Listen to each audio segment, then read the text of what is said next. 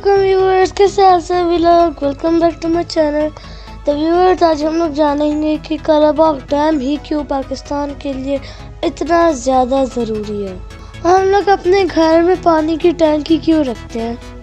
इसलिए ताकि हम लोग ज़्यादा से ज़्यादा पानी स्टोर कर सकें, और अगर हमारे पास पानी ना आ रहा हो तो फिर वो टैंकी जो है हम लोग उसे जो उसके अंदर पानी है वो हम लोग इस्तेमाल कर सकें। ऐसे ही पाकिस्तान भी हमारा घर है। पाकिस्तान की जो टैंकी है वो है डैम्स। तो जितने हमारे पास डैम ज़्यादा होंगे उतना ज़्यादा पानी का स्टोरेज ज़्यादा होगा। तो दोस्तों, हमारे घर में थोड़ी देर तक सिर्फ पानी आता है, उसे हम लोग स्टोर कर लेते हैं। वैसे ही पाकिस्तान में सिर्फ 3 महीने पानी आता है, या तो बारिश से आता है या ग्लेशियर के पिघलने से हमें पानी मिलता है। तो उसे हमें स्टोर करना चाहिए ज़्यादा से ज़्यादा डैम्स बनाने से। दोस्तों, कौन सा ऐसे 3 महीने हैं जिनमें हमें पानी ज़्यादा से ज़्यादा मिलता है? वो है जुलाई, अगस्त और सितंबर। क्यों? क्योंकि इन 3 महीनों में बारिश भी ज़्यादा होती है, और जो ग्लेशियर जब पिघलता है तो जब गर्मी होती है ना, जुलाई, अगस्त और सितंबर में जब गर्मी होती है तो फिर ग्लेशियर पिघलते हैं और फिर पाकिस्तान में आ जाते हैं। दोस्तों, पाकिस्तान का 70% पानी इन 3 महीनों में आता है, और जो बाकी 9 महीने हैं उनमें 30% पानी आता है पाकिस्तान में। जो 70% इन 3 महीनों में पानी आता है वो हम लोग स्टोर नहीं कर पाते। क्यों?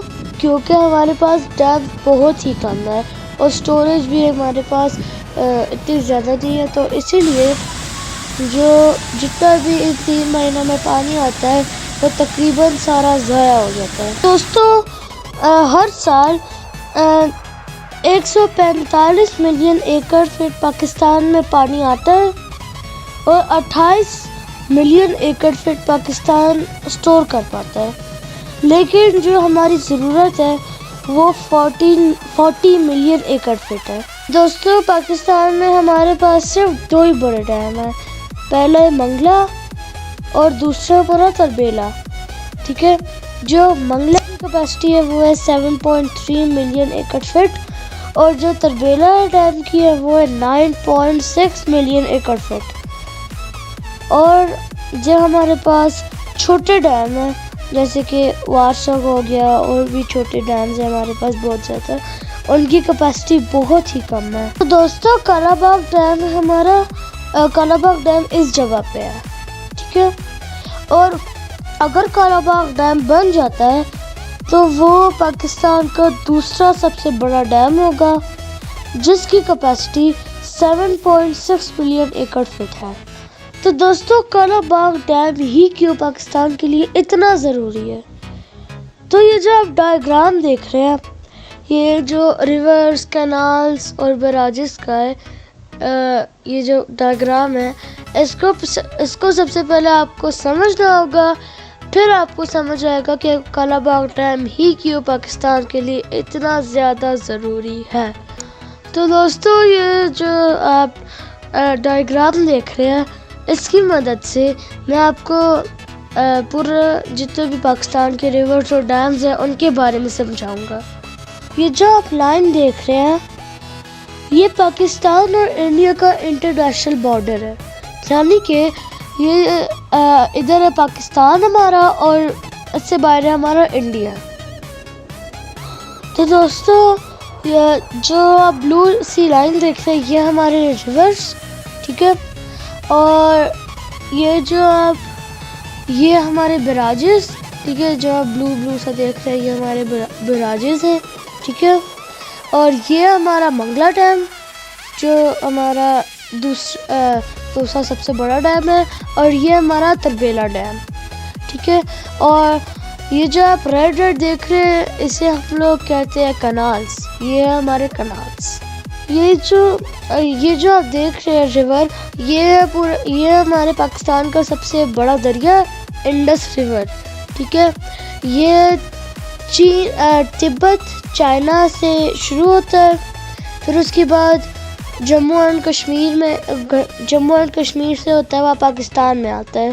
تو یہ جو آپ دریا دیکھ رہے ہیں اسے کہتے، یہ ہمارا نیلم ریور، ٹھیک ہے، اور اس کے یہ ہمارا جموں اینڈ کشمیر انڈیا سے ہوتا ہوا پاکستان میں آ رہا ہے.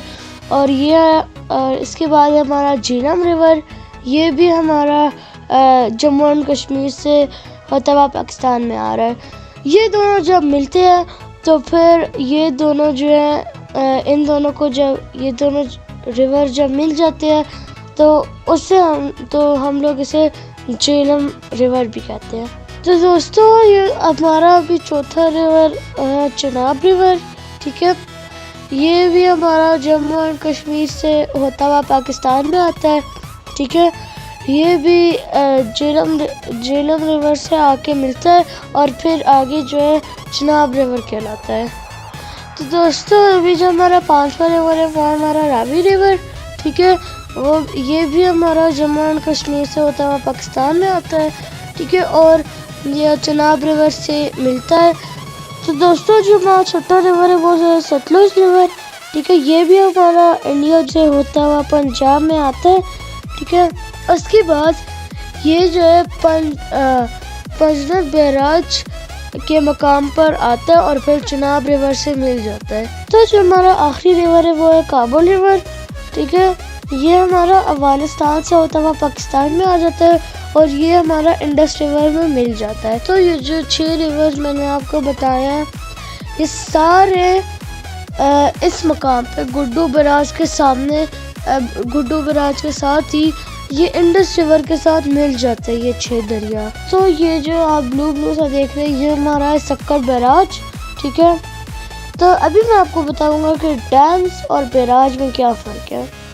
ڈیمز میں ہم لوگ پانی سٹور کر سکتے ہیں اور اس کی نہریں بھی نکال سکتے ہیں، لیکن ہم لوگ بیراج میں پانی سٹور نہیں کر سکتے، لیکن ہم لوگ جو ہے اس کی نہریں نکال سکتے ہیں.